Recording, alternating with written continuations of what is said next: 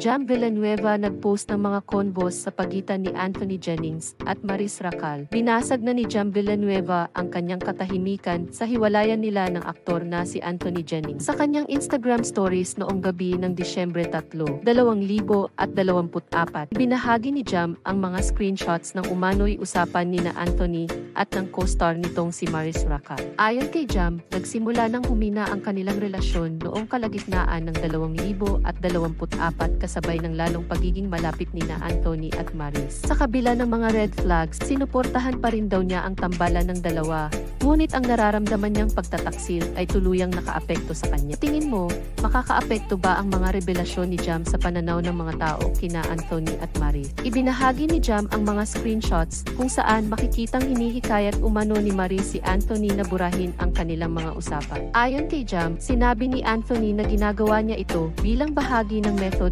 acting para magtagumpay ang kanilang trabaho. Isiniwalat din niya ang mga insidente kung saan inamin ni Anthony na nagkaroon sila ng pisikal na ugnayan ni Maris sa labas ng trabaho. Sa kabila nito, nanatili raw siyang nagtitiwala kay Anthony noon. Sa tingin mo, paano maapektuhan nito ang tiwala ng mga tao sa mga on-screen partnership?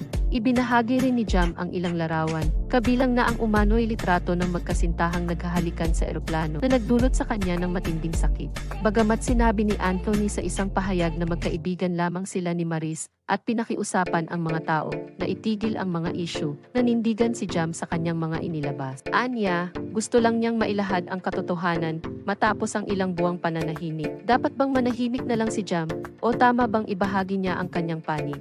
Sa kanyang pamamaalam kay Anthony, nagpasalamat si Jam sa halos 7 taong pagsasama nila, ngunit inamin niyang kinailangan niyang bitawan ito upang makahanap si Anthony ng sariling kaligayahan. Nagbigay pa siya ng mensahe sa mga kababaihan na huwag gawing dahilan ang pagmamahal para baliwalain ang kanilang sariling halaga. Sa tingin mo, makakapukaw ba ng inspirasyon ang mensaheng ito sa ibang tao na nasa katulad na sitwasyon? Sa dulo ng kanyang mga post, ipinahayag ni Jam ang kanyang hangaring maghilom at magsimula muli. Pinayuhan niya ang mga kababaihan na pakinggan ang kanilang intuition at huwag hayaang malinlang ng pagmamahal. Anya, ang pagbabahagi ng kanyang kwento ay hindi lamang tungkol sa kanyang sakit kundi para rin magbigay ng aral sa iba. Sa palagay mo, magdudulot ba ito ng closure kay Jam o lalo lamang magpapainit ng usapan?